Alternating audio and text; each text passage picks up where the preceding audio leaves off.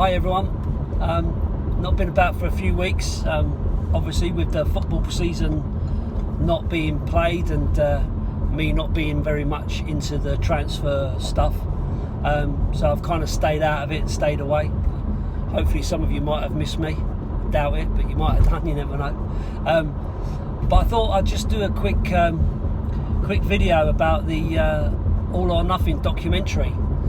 I have to say, I think like most people, when Amazon announced that they were going to be doing this documentary about my team, I kind of cringed and thought, oh my God, how is that going to come out? I mean, let's face it, you know, we weren't likely to win anything. We just sacked our manager. We were going through the worst time that we could have ever go through.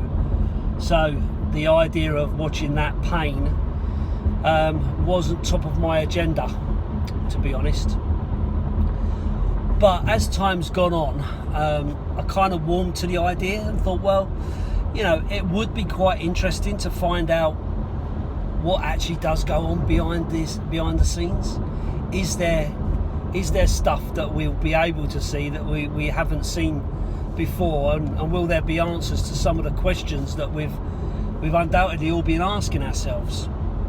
And so on Friday I sat and watched the first 3 episodes.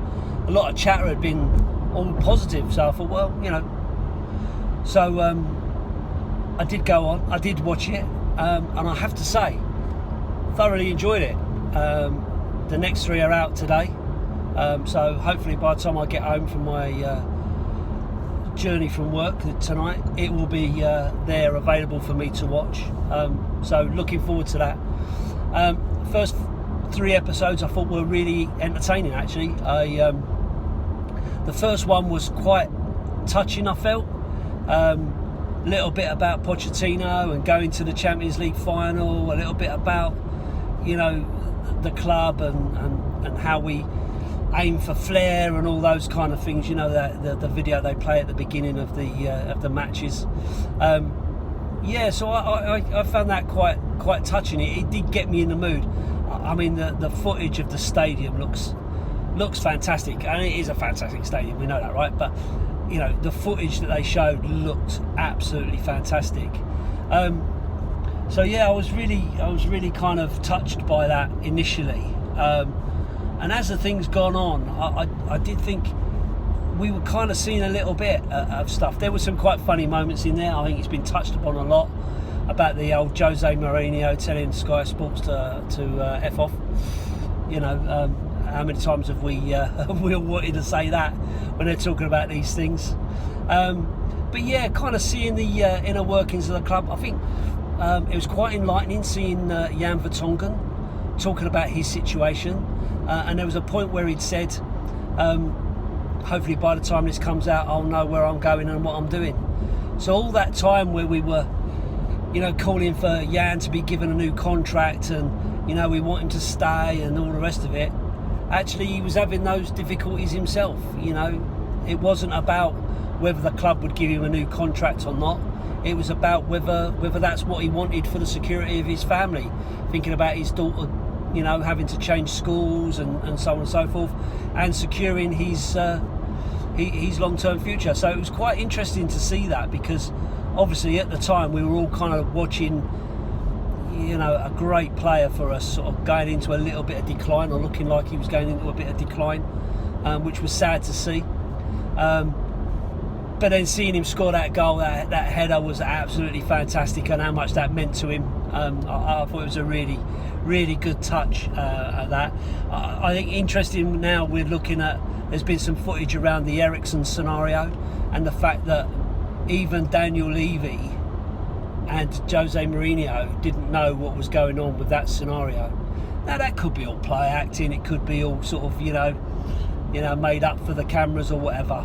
I'm sure there are people out there that are going to say that, but actually, you know, they did look absolutely flummoxed that you know, he didn't really know what he wanted to do. I think Jose said to Levy about, well, where's he going, and he went, don't know. Where can he go? Where's he want to go? So I thought that was quite interesting, quite telling to see that. You know, you kind of think that behind the scenes everyone knows everything that's going on. They're just not telling us. But actually, when you're dealing with people, it is quite a situation that, you know, that could be one or two different ways. You don't absolutely know what's definitely happening, because you don't know what's going on in the person's mind, and you don't know what's going on between them and their agent. I guess if you look at it in any kind of managerial position, you know, you can have your team of supervisors, managers, staff, whatever, and you can be expecting them to do a certain thing and behaving in a certain way, and sometimes it just doesn't work, and you don't know why.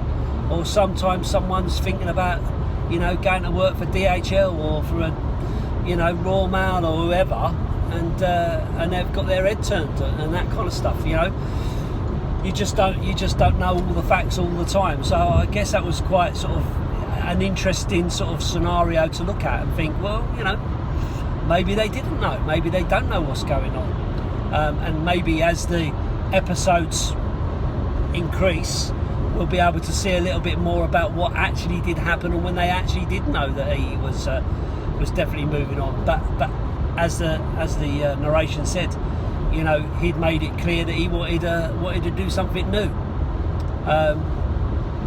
and there you go. So I think the other thing for me, whilst I'm talking about the individual players, the other thing for me which really stood out was Mourinho's admiration for Eric Dyer, and the fact that he felt that Eric was a key member of the team, someone who was really up for it, really a player that was in the mould that he wanted, totally committed, full of aggression and that kind of stuff. And he made that quite clear, you know. Delhi's a bit lazy on training, but a great talent. But for whatever reason, it's not working. You know, Eriksen's had his head turned. So, you know, I thought that was quite good. And the bit where he'd taken him off and felt that he needed to put him back into the squad for the next game because he felt that he'd stabbed him, kind of showed a little bit of a human side to that he does recognise people management and that kind of stuff. So yeah, it was quite. I thought it was quite an interesting set of episodes. I did like it. Harry Kane doing his sort of leadership stuff, I thought was good to see, and not being afraid to call out that we'd played badly against Man United, we'd shrunk away. And it was interesting as well to hear Mourinho talking about the club and the team and the performances, and kind of pointing out some of the stuff that us as fans have been saying as well.